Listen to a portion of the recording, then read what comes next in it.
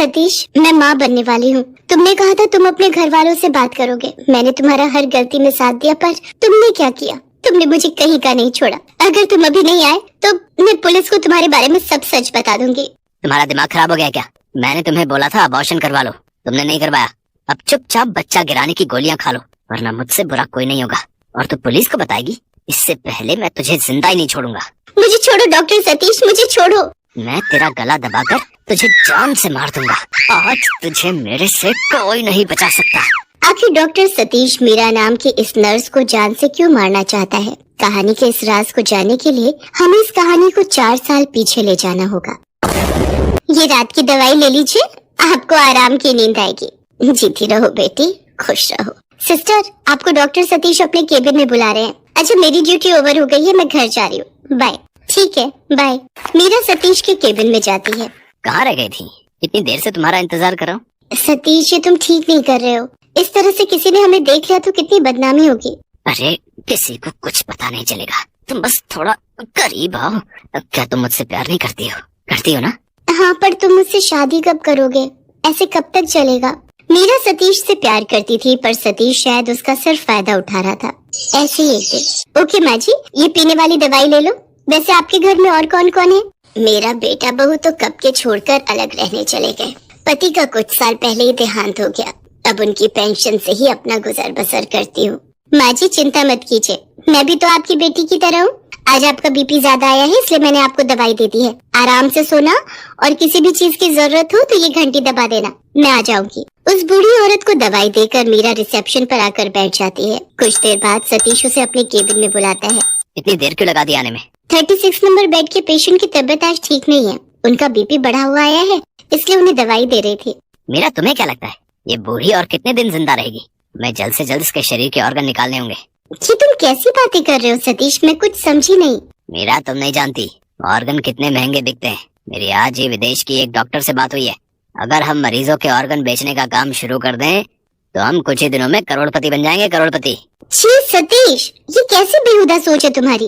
तुम एक डॉक्टर होकर ये सब बोल रहे हो? मैं इस काम में तुम्हारा साथ कभी नहीं दूंगी, और तुमने अगर ऐसा करने की कोशिश की तो मैं कुछ भी कर सकती हूँ। अरे अरे मैं तो मजाक कर रहा था मेरी जान। अच्छा गुस्सा मत करो, इधर तो आओ। इतनी देर में मीरा को रिसेप्शन पर बजने वाली घंटी की आवाज आती है। सतीश, लगता है किसी मरीज को कोई परेशानी है, मैं अभी उनके पास से होकर आती हूँ। मीरा दौड़कर मरीज के पास जाती है।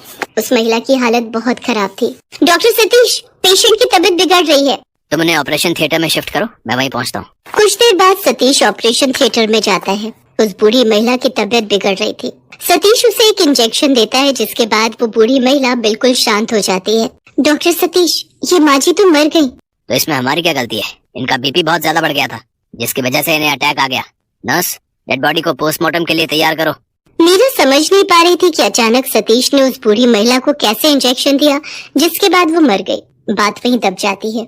मीरा को नहीं पता था कि जानबूझकर सतीश ने उस बूढ़ी महिला को मारा है। सतीश तो उसके ऑर्गन कब के बेच भी चुका था, जिस बात से मीरा बिल्कुल अनजान थी।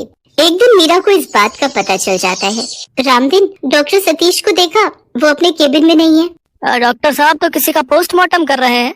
कुछ देर पहले ही 20 नंबर बेड के मरीज की मौत हुई है। 20 नंबर बेड का मरीज तो बिल्कुल ठीक था, अचानक क्या हुआ?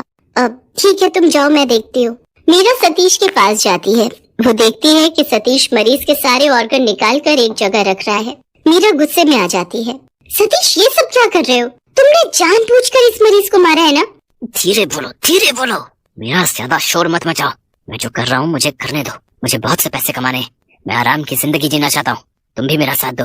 तुमने मेरा साथ नहीं दिया तो तुम मुझे खो दोगी। बोलो, तुम्हें मेरे साथ रहना या नहीं? ठीक है, तुम पुलिस को फोन करके मुझे जेल करवा दो, फिर रह लेना मेरे बिना।